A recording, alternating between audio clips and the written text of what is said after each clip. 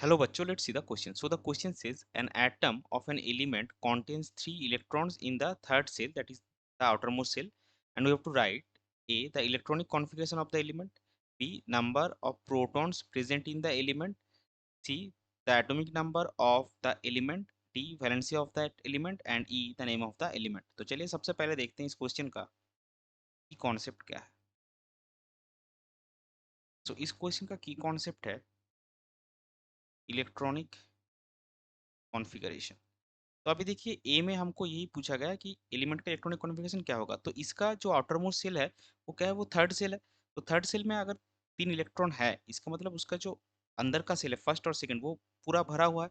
तो electronic configuration क्या होगा, देयरफॉर इलेक्ट्रॉनिक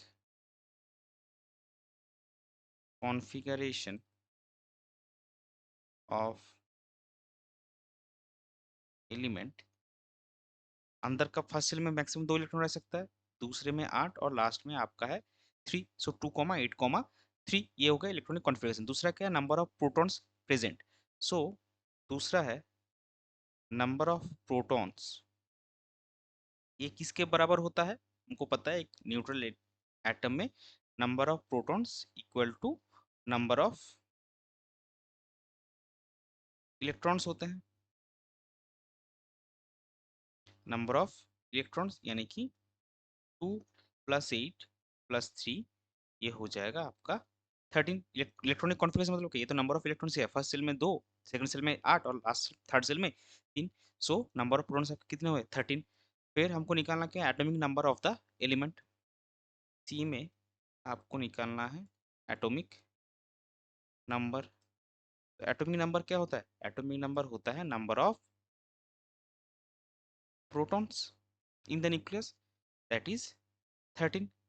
एटॉमिक नंबर निकल गया 13. डी में क्या निकालना है, valency of that element. So valency क्या होता है, वैलेंसी इज इक्वल टू इस स्पीसीज के लिए नंबर ऑफ, अगर आपका 1, 2 या 3 रहता है आउटर मोस्ट सेल में, तो number of electrons in outermost cell.